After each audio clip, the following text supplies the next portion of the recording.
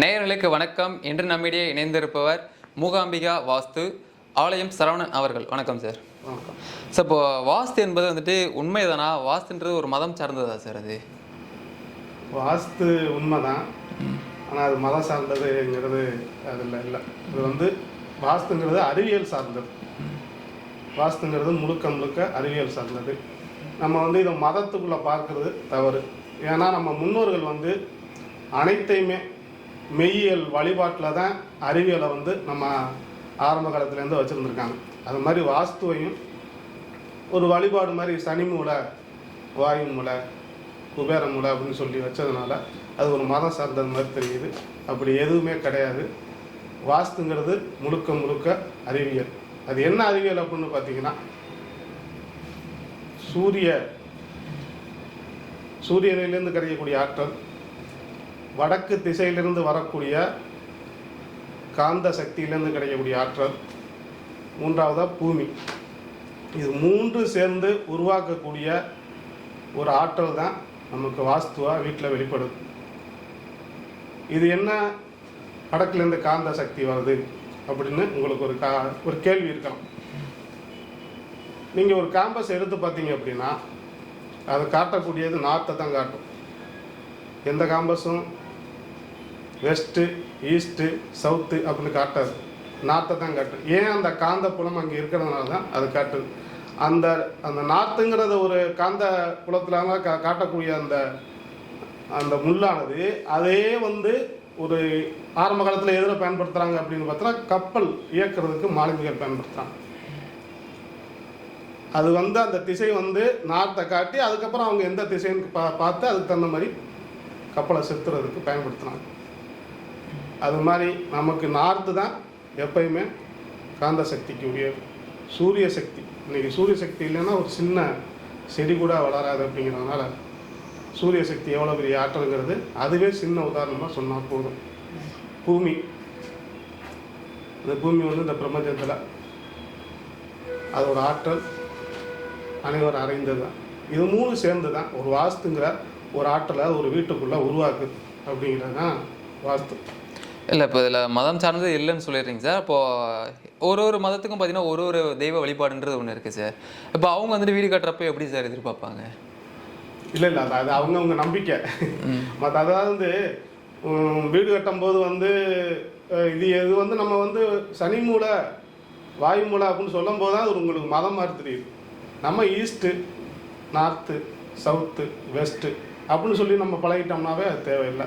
North east, south east அப்படின்னு சொல்லும்போது அது பொதுவான அறிவியல் ஆயிடுது.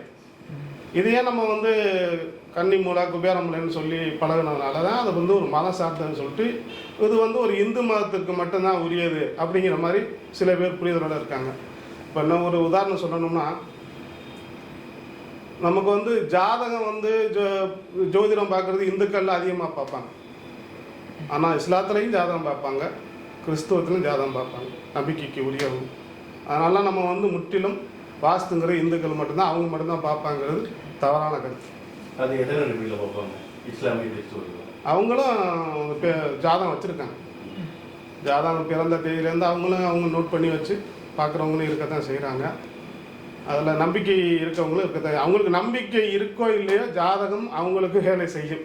அது மாதிரி வாஸ்துல மத ரீதியாக பிற மதத்தினர் இருக்காங்க, அவங்களுக்கு நம்பிக்கை இல்லாதனால அவங்க இருக்க வீட்டில் வாஸ்து வேலை செய்யும். அதான் உண்மை. இப்போ ஜோதிடத்திற்கும் வாஸ்துக்கும் தொடர்பு இருக்குதா சார்? கண்டிப்பாக தொடர்பு இருக்கு. கண்டிப்பாக தொடர்பு இருக்குது. அதாவது ஜோதிடத்தின் அடிப்படையில் பார்த்தீங்கன்னா, ஒரு மனிதன் பிறவி எடுக்கும்போது இவனுக்கு இதுதான் அமைப்பு, இதுதான் கொடுப்பனை அப்படின்னு சொல்லிட்டு எழுதப்பட்டது விதி. அந்த எழுதப்பட்ட விதிப்படி தான் வாழ்க்கை அமையுது அப்படிங்கிறது தான் உண்மை. அவனுக்கு எப்படிப்பட்ட வாழ்க்கை அமையணும், அவனுக்கு என்ன மாதிரி நடக்கணும் அப்படிங்கிறதெல்லாம் ஒரு அமைப்பை ஏற்படுத்தி கொடுக்குறது வாஸ்து. இதில் ஜோதிடத்தின் அதே தன்மையில் போகிறது தான் வாஸ்து. கண்டிப்பாக அந்த மாற்றங்களை ஒரு மனிதனுக்கு உயர்வை கொடுக்கக்கூடியது, ஒரு பிரச்சனையை கொடுக்கக்கூடிய அமைப்பு, இவனுக்கு ஒரு தாழ்வை ஏற்படுத்தக்கூடிய அமைப்பு ஜாதகத்தில் இருக்குது அப்படின்னா அந்த அமைப்பு அதுக்குரிய அந்த வீட்டில் தவறுகளோடு அமைந்து அவனுக்கு அந்த அமைப்பை ஏற்படுத்தி கொடுக்கும். இல்லை உச்சமான அமைப்பை ஏற்படுத்தி கொடுத்து அவனை உயரத்தில் வைக்கும் அந்த வீடு. அதுதான் இரண்டுக்கும் உள்ள தொடர்பு. இல்லை சார், இப்போ வாஸ்து பார்த்து தான் அந்த வாஸ்து முறைப்படி தான் வீடுலாம் ஒரு கட்டியிருப்பாங்க. இப்போ ஒரு வீடு கட்டுறாங்க அப்படின்னா அது இந்த காலத்துலலாம். இப்போ அந்த வீட்டை பார்த்தோன்னே அவங்களுக்கு என்ன பிரச்சனை இருக்குது அப்படின்றத சொல்லிட முடியுமா சார்? கண்டிப்பாக சொல்லலாம். எப்படிங்க சார்? கண்டிப்பாக சொல்லலாம். அதாவது வந்து ஒரு வீட்டில் வந்து குபேர மூலை அப்படின்னு சொல்லக்கூடிய சவுத் வெஸ்ட் அப்படின்னு சொல்லக்கூடிய தென்மேற்கு, அங்கே வந்து ஒரு போர்வலோ கேணியோ செப்டிக் டேங்கோ இது மாதிரி பாதிப்புகளை அந்த பகுதி ஏற்படுத்தி இருந்தால் கண்டிப்பாக அந்த குடும்பத்தில் உள்ள தலைவருக்கோ தலைவிக்கோ பெரிய பிரச்சனைகள் வரும். உயிர் சம்பந்தப்பட்ட அளவு கூட போகணும்னு வச்சுக்கோங்களேன். இது மாதிரி ஒவ்வொரு அமைப்புக்கும் நம்ம வந்து அதை பார்த்து சொல்லிடலாம். வெளி அமைப்புலேயே வெளியில் இருந்த வாக்குலேயே நம்ம வந்து பார்க்கும்போதே அது நம்ம அமைப்பை வந்து இல்லை அதெல்லாம் ஃபர்ஸ்ட்லேயே முறைப்படி தானே சார் பண்ணியிருப்பாங்க. இல்லை அதாவது வந்து ஒரு வாஸ்து அப்படிங்கிறது ஒரு காலத்தில் வந்து ஒரு மேஸ்திரி லெவலில் இருக்கவங்க கண்டிப்பாக அதை செஞ்சுக்கிட்டு தான் இருந்தாங்க. மேலோட்டமாக இருந்துச்சு, இன்னைய வரைக்குமே மேலோட்டமாக தான் இருக்குது. என்ன மேலோட்டம் அப்படின்னா வடகிழக்கில் போர்வல் கேணி வரணும், வடமேற்கில் செப்டி டேங்க் வரணும், சவுத் ஈஸ்ட்னு சொல்லக்கூடிய தென்கிழக்கில் ஒரு மீட்ரு பாக்ஸ் இபி பாக்ஸ் வரலாம் அப்படிங்கிற மாதிரி ஒரு காமனாக இது இங்கே இருக்கணும் அப்படிங்கிறது. இதை வந்து நீங்கள் எதில் பார்த்தாலும் ஈஸியாக எல்லாருமே சொல்லக்கூடியவங்க இருப்பாங்க. இன்னைக்கு காலச்சூழலில் பார்த்தீங்கன்னா இடப்பற்றாக்குறையினால் ஒரு வீடு முன்னாடி ஒரு கிரவுண்டில் வீடு கட்டிக்கிட்டு இருந்தாங்க, அதுக்கப்புறம் அரை கிரவுண்டு அப்படின்னு சுருங்கி போகும்போது அவங்கவுங்க வசதிக்கு ஏற்ப ப்ளஸ் அந்த ஒரு வீடு கட்டக்கூடிய வரத்தில் வரக்கூடிய இன்ஜினியர் ஒரு இளம் தலைமுறையாக இருக்கவருக்கு அதை பற்றிய ஒரு அறிவுகள் வாஸ்து பற்றிய ஒரு அனுபவம் குறைவாக இருந்ததுனால சில தவறுகள் கண்டிப்பாக நடக்குது. இன்ஜினியர் கரெக்டான வரைபடம் போட்டு இப்படி தான் வீடு அமைப்பு அப்படின்னு சொல்லி கொண்டாந்து கொடுக்கும்போது எல்லாம் எனக்கு இப்படி வேணும் அப்படி சொல்லி வீட்டுக்கு வீடு கட்டுறவங்களே மாற்றி தவறான அமைப்பை உருவாக்கிடுவாங்க. இது என்னன்னு கேட்டிங்கன்னா அவருக்கு இப்படி தான் நடக்கணும்னு இருக்கிற அமைப்பு மாதிரி தான் அது நடக்கும். அதுதான் உண்மை. இது வந்து எவ்வளவு தான் முயற்சி பண்ணி எவ்வளவு தான் கவனமாக இருந்து அப்படின்லாம் கிடையாது.